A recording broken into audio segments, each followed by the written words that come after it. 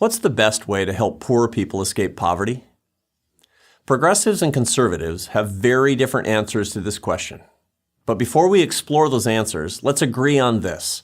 Both progressives and conservatives believe that the government has a moral obligation to help those who, through bad luck or unfortunate circumstances, can't help themselves.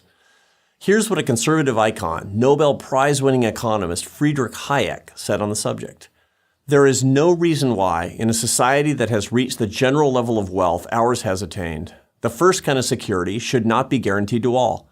Some minimum of food, shelter, and clothing, sufficient to preserve health and the capacity to work. Whatever the media might tell you, there isn't a conservative out there who would not agree with Hayek's statement. As I've documented in my book, Who Really Cares? When it comes to philanthropy and charitable giving, conservatives actually outgive progressives by a lot. Where the two sides disagree is on the role the government plays, not in protecting the poor from poverty, but in lifting them out of it. Here's a disturbing piece of data. On balance, since President Lyndon Johnson's War on Poverty programs came fully online in 1966, the poverty rate in America has hardly budged.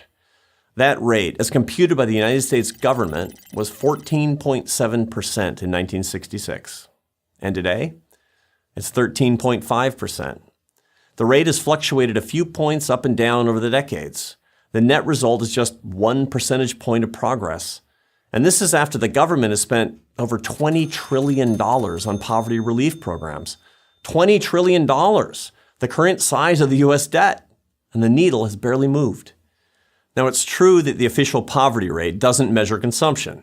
Certainly, poor people today have many more things than poor people did in 1970. Across all income levels, including the poor, Americans are likely to have cell phones, air conditioners, flat-screen TVs, computers, and a car. And life expectancy has lengthened considerably thanks to overall improvements in healthcare. But it demeans poor people to say that this material progress makes poverty less of a problem. Our goal should never be to merely make poverty less miserable for people. Our goal must be to make poverty more escapable. Many progressives offer a straightforward solution: more funding for poverty programs. They believe that we need to transfer more wealth through government taxation from people who have money to people who don't. This is the income inequality argument. Conservatives have a different answer: more opportunity. Conservatives define success by how few people need help from the government, not by how many people we can enroll in government programs. When they see 60% more people on food stamps after the recession than we had before it started, conservatives say, that's not success, that's failure. You see, conservatives believe that simply giving people money doesn't help them escape poverty. On the contrary, it can keep them locked into it. Getting things without working for them is a very hard habit to break, so much so that it can become a way of life. According to my research, earning your way out of poverty is much more empowering and enduring than being supported by a variety of government programs, which do little more than maintain people in their poverty. This doesn't mean the government doesn't have a role to play. Indeed, wherever possible, the government and private charities should require people to work in exchange for social assistance. When we do this, we help people in two ways. First, through welfare, we're helping them meet their immediate material needs. And second, through work, we're helping them earn their own success, the key to a fulfilling and dignified life.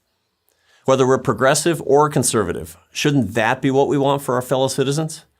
I'm Arthur Brooks, president of the American Enterprise Institute for Prager University. To subscribe to our YouTube channel, click here.